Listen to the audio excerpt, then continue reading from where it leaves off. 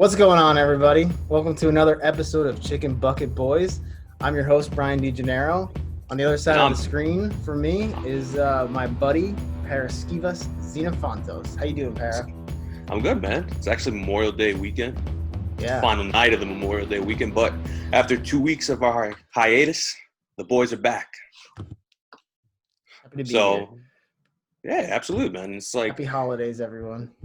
It's like, even though this will be airing tomorrow, it doesn't matter, but we're still without baseball, no sports. Actually, yesterday was our first sporting event we had. We had the match between Phil Mickelson and Tom Brady against Tiger Woods and Peyton Manning. Congratulations to Manning and Woods on winning that one. I did not watch it. I watched parts of it, but honestly, it was gold. It was like having savages going after each other. I wanted to watch it. That kind of stuff interests me so much. I love the dynamic between Brady and Manning. Yeah, the two of them are hilarious. So that would have been. But speaking about Manning, Eli Manning joined Twitter this weekend, and that guy is a pure savage when it comes. It's like the quietest guy in his entire career has a lot to say when it comes to Twitter. Like Brady was kind of the same way though, wasn't he? Like when he joined Twitter, he just kind of became a savage, you know? Because he was always very soft spoken. You know, he didn't really say much. You never heard from Brady, and then all of a sudden he joined Twitter, and it was like, oh shit. It's like, I feel like when he was with the Patriots in those last couple of years on social media, he was like always serious. He always had game day videos and everything. But now that there's like the seasons leading up, they don't know if they'll play, and now he's in Florida. You're seeing like more energized Tom Brady. Is like relaxed. He doesn't have anything to work. Yeah, absolutely. He has nothing to prove. So, man, I have to say, as a big Jets fan, as someone who's hated the Patriots forever, I like Brady so much more now. Like after seeing him on Twitter and like seeing his personality and stuff, it's like him and Gronk. Gronk the same way. I always hated Gronk, and then like the last couple of years, I've just started to like adore him. He's just. It's because in the last couple of years, Gronk hasn't played and dominated your team on a daily basis when they played each other. Fuck off. Let's get into this. So we have some news this week, huh? You want to take it away? It's not really news. It's been an ongoing battle between the MLBPA and MLB. They're trying to start off the season. Like, MLB has a plan, but there's a whole big dispute that one of the emails got leaked in the New York Post. It was the back cover. And it was basically saying it was a warning that the Players Association knew that player salaries were going to be cut. Because let's be real. If you play 162 games and your team makes it to the playoffs, you get your playoff bonuses and you get your full pay. Mm-hmm. The problem is, if this season does start at the beginning of July, it's going to be half salary. So as Blake Snell, one of the biggest outspoken persons about this, he was on Twitch, he was playing video games, and he was going on a whole rant about, I want to get paid, this and that, I don't want to risk. But then again, you kind of think, what if you were getting your full salary? Would you still risk your health? And then it's a big cold thing. Like, I'm not choosing the MLB side, I'm not choosing the player side. It's just I'm in the middle because first I want the baseball season to happen, but at this rate, if they're going to, it's the whole dispute is about money, and the union deal is actually up after the season. So if there's no after 2021, but still, it's coming up. I would have to stat check that, but yeah, I'm not sure. But it's coming up regardless. It's coming up, but regardless, if I honestly wouldn't be surprised if baseball isn't played this year because of the whole money. Yeah, I mean, it's just kind of a bad look in general for MLB and for the players. I mean, there's nothing going on. You know, if MLB came back, they would be dominating all of the ratings. You know, everyone would be watching baseball because there's nothing else to watch. So it's just kind of, I mean, people have been saying things, and it seems like, you know, there's millionaires arguing with billionaires over how much money they're going to get paid. And it's just like people are out of jobs. We just want something to watch. We want something to take our minds. We just want our hopes to be lifted up because the last couple months, like this coronavirus has been going on. It began in November on the opposite side of the world. And then it was brought really to our attention in March. it's been 2 months since we've been dealing with this, but this whole thing it feels like it's been years. It's not like one of those things where we're like, okay, we'll find a vaccine. It takes years to find a vaccine, but regardless, I'm hearing the NBA might be coming back beginning of July or late July. They might be playing in Walt Disney World. Yeah. Straight into the playoffs, but honestly, I just want sports, man. Yeah, I hear it. The NHL is getting pretty close to coming back. They have a pretty solid plan. So I think they wanted to restart the season, though. is that what they're doing? I just heard that they're the closest to coming back out of all the major sports. Which should be great. I love hockey. Fans or no fans, just give me something to watch on a nightly basis. Because I just want to see my Rangers kick your Islanders' ass.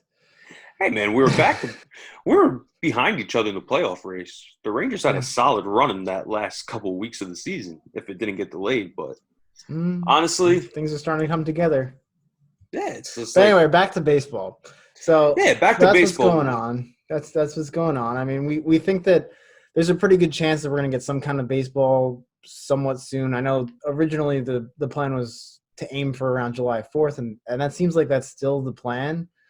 So, I mean, if that's going to be the case, we're going to have to get some kind of spring training started up in the next few weeks, so we'll have to hear something soon.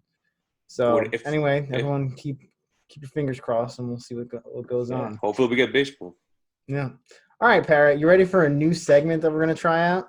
Absolutely, man. After 2 weeks, I'm definitely up for a new segment. All right, so this is going to be fun. All right, so the segment is going to be called Smash, Trash, or Pass, in which I will present to you a hot take, and you can either smash it, which means that you love it and you think it's going to happen. Trash it means you hate it, you don't think it's going to happen. Or you can pass it if you don't feel strongly one way or the other. I'll join in too. All right? So let's get into our first one. This is a big one. So the first one's Aaron Judge will win the 2020 AL MVP. How do you feel about that? I'm in smack middle of smash and trash because as much as I love that Judge, would be a pass. Yeah, I honestly think I'm going to pass this, but I'll give a reason why I'll pass it because honestly, regardless if there's a season or not, we honestly don't know if Judge is going to be back. Because there's the whole situation of how Judge's rib injury. First, they said it occurred last September. He's played through it. He got worse over the offseason, and then spring training comes in. What happens to Judge? He's limiting his batting. He has a broken rib. He had a collapsed lung. So, and now they keep saying that he's going for MRIs. It's still not healed. Is he going to get the surgery? So, honestly, I'm going to pass on it because regardless if there's a season or not, you don't know if Aaron Judge will be healthy by the time that season starts. Okay. I'm going to trash this one because I think as long as Mike Trout is healthy, no one else is going to beat him for MVP. And frankly, I have more faith in Trout being healthy than I do in Judge being healthy. I mean, it seems like Judge is getting better, but they've been so cryptic with the updates on his injury. It was like we didn't really know what it was at first, and then when we did, it was still kind of like, oh well, it should take this long to heal, but who knows? It could take whatever. So I don't have enough faith that I can, say that that's going to happen. By the way, we're going to keep track of this and see who was right and who was wrong the most. Yeah, absolutely. Well, also, I would like to send a message to every Yankee fan out there or any baseball fan. Aaron Judge is not overrated. Just because he's an injury-prone player, he's quite successful for the way he's at right now. Absolutely. When he's healthy, he is a top 5 player in MLB. But the funniest thing is, since our leader, Mr. Patrick Hennessy, has a TikTok account and usually posts his funny stuff from our Unhinged trivia. There were some comments that said Aaron. Actually, the funny thing is, it was him this weekend. There's actually people who said Aaron Judge was overrated. So, yeah, I don't agree with that. But no, he's not overrated. Giancarlo Stanton's not overrated. So stop trashing on those two guys. No, Stanton's another one, man. When he's on. All right, ready for the next one? Yes, sir. All right, Clint Frazier will remain with the Yankees organization throughout the 2020 season. I'm going to go trash. Yeah? As much as I like Clint Frazier as a player, I just feel like the Yankees don't want to have him up in the lineup. Like, honestly, every time they brought him up, he's done well. It's just the defense they keep worrying about. But they have so many outfielders. You have Hicks, you have Gardner, you have Judge, Stanton, and honestly, I think they're going to stick with Talkman as the backup guy for the outfield. So Mhm. honestly, either see them trading Frazier for a pitching prospect or another player, but at this rate, I'm going to trash it. Yeah, I think that would definitely be what's best for Frazier, especially because he needs to get regular playing time, and he's not going to get that with the Yankees. But I'm going to smash this one because I don't see them trading him. I don't think he has a whole lot of value right now. I don't think that other teams want him. He's shown that he can't, or he struggles defensively, and maybe he's improving. Who knows? He looked a little bit better in spring training. But again, he doesn't get to play in the majors regularly, and I just feel like his value has gone down so much. So I'm going to 100% big. say that he's going to stick with the Yankees for now, and hopefully he gets a shot. I mean, he's a No, great player. He's very good. no, he's good. Don't get me wrong. I love your optimism, and I would smash it as well. But the thing is, not Yeah, technically, I could definitely see it either way. So but the thing is, the only time they actually bring up Frazier is when the player is injured, and then when the yeah, player comes and back that's what up, they send sucks. them Yeah, down. It's like, yeah. okay, you're building all this momentum. Like, I'm physically fit to be in this lineup. Keep me here. Okay, Stanton's coming back. We're gonna send you back down. Well, all right, but if it's between Stanton and Frazier, I want Stanton on the line. No, absolutely, but but like, but no, I get what you're saying. It feels like he's kind of lost favor in the organization. I feel like they're kind of done with him. He's pulled too many stunts, and I don't think that the Yankees want him here anymore. But they can't trade him because his value is too low. So anyway, I don't think that he's going to be gone anytime soon. So I think he needs to regain some of that value before they get rid of no, him. But 100%. we'll see. All right, next one. Miguel Andujar will win back the starting third baseman role.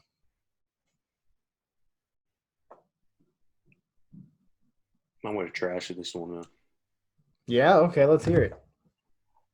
As much as people keep saying that Gio Urshela's last season was a fluke, I honestly think the Yankees will feel safer keeping a better defenseman third baseman in that hot corner than Andujar. Because honestly, Andujar, as much as I love his bat, he's not fit for that position. Honestly, they could easily, if they do have him in the lineup, it's either going to be a DH or they're going to try to work him in the outfield or push him to first base. Like, I love Urshela and I love Andujar, but honestly, Andujar is not going to be their starting third baseman come opening day, if there is one. Mm-hmm.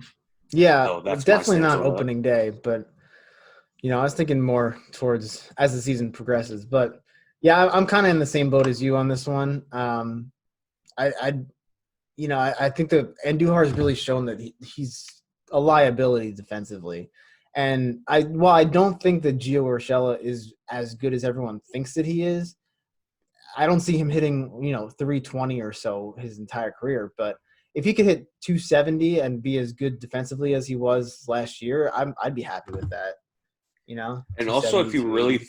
also if you really think about it, I know we mentioned this a couple of times on Unhinged Talk, but don't forget that in the 2018 wild card game against the Athletics, Aaron Boone put Echeverria in the hot corner over Yeah, Andujar that's right. I saw a highlight of that recently when because he there was a made a ball. Yeah, beautiful stab. yeah. So that's my take on it. Honestly, Yeah, regardless if it was I do think that because the lineup is so strong, I think they really value that defensive aspect to it. So if you got a guy that can hit decently but is great defensively against a guy that can hit really well but is terrible defensively, I think they'll go with the guy who's better defensively. So I agree with you on that one. So I guess we both are going to trash that one. All right, another one. Garrett Cole will have an ERA below 3 in 2020. oh, a million times smash it. Really? Oh, 100%. Like, honestly, Cole is going to be the Cy Young winner. You That's think my so? that's my take. Honestly, Cole will struggle in his first or second start, but once he picks up the rhythm, he'll have like maybe average 8 to 10 strikeouts a game and give up 1 or 2 runs a game. And honestly, I can see below. It might be on 280. I'm going with 280 ERA for Garrett Cole this year. Yeah, I'm sort of in the same boat. I don't think he'll win the Cy Young. I mean, I'd love him to win the Cy Young. Oh, absolutely. Actually, I have honestly, I have no opinion on the Cy Young. I really don't care. But where did he pitch last year? In like the 250 range, something like that. I'll give you the actual stats of last year. Hit And me with honestly, it. Garrett Cole should have won Cy Young last Oh year. yeah, I agree with that. But I don't care about those awards because they're such bullshit anyway. To be honest with you, the whole main goal is we want to see our team win a World Series. That's all that matters. Yeah, but I'm in the same boat as you. I don't think that he'll have as good of a season as last year. I think he will probably struggle a little bit being in New York in the new, change of scenery and all that. But I do think that he'll keep his ERA below 3. I think, like you said, around 280 seems reasonable. He is He that good of a pitcher. he was 20-5 and he had a 2.5 ERA. Yeah, 2.5. Right. So yeah, I expect that to. I would think that it might go up a little bit, like you said, around 280. But I think he'll stay below 3. All right, how about we do one more? One And we'll more. call it. Wow. Yes, sir. DJ LeMahieu will bat over 320 in 2020. This is a tough one. I think I want to pass on this one because it makes you question whether he has another great season. I don't think he'll hit bat over 320. I think he'll bat between 290 and about 315 or maybe less than that. But it makes you wonder if he has another great year. The Yankees have a lot of solid free agents right after this year. They might lose Tanaka, they might lose Paxton, and they might lose LeMahieu, but they have a lot of prospects in their farm system. So I think I'm just gonna pass on that. Okay. I'm actually going to smash this one. I think that he hits just as good as last year, if not better. And the reason being, first off, it's a contract year for him. So he has to play well this year in order to get a big contract next year. The other reason is the way his hitting style is just like you can't defend against. You can't shift on him because he can hit it wherever, and he can basically hit anything. He's not limited by those factors. So I really do see him holding up, hitting as well as he did last year. I would be surprised if he didn't. I could see it dropping below 320 totally, but I'm going to smash it for argument's sake. Okay. Listen, man, I hope everybody on the Yankees plays well this year.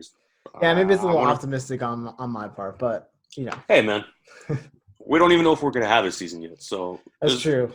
And also, I think all of this is assuming that there is a season, but that's an issue. Even though Governor Cuomo uplifted the ban so that New York teams can be playing and start their practicing.